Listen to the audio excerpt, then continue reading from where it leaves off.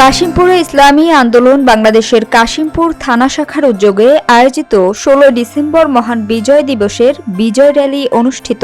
বিস্তারিত থাকছে কাশিমপুর থেকে মোহাম্মদ মমিনুল ইসলামের প্রতিবেদনে। ইসলামী আন্দোলন বাংলাদেশের কাশিমপুর থানা শাখার উদ্যোগে ১৬ ডিসেম্বর মহান বিজয় দিবসের বিজয় র্যালি অনুষ্ঠিত হয়েছে।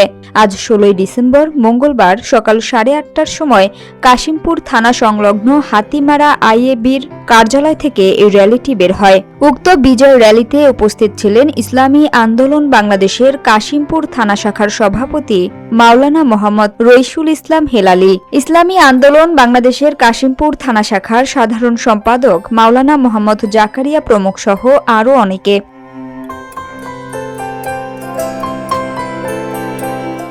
এছাড়াও উপস্থিত ছিলেন ইসলামী আন্দোলন বাংলাদেশের কাশিমপুর থানা শাখার বিভিন্ন ওয়ার্ডের নেতৃবৃন্দ এবং অঙ্গ সংগঠনের নেতাকর্মীরা।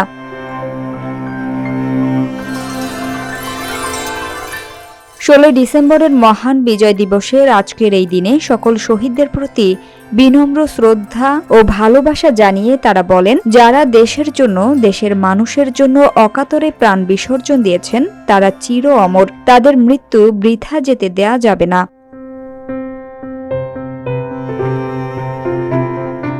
ইসলামী আন্দোলন বাংলাদেশের কাশিমপুর থানা শাখার পক্ষ থেকে এই শহীদ ভাইদের আত্মত্যাগের মর্যাদাকে সমুন্নত রাখতে আমরা বদ্ধপরিকর।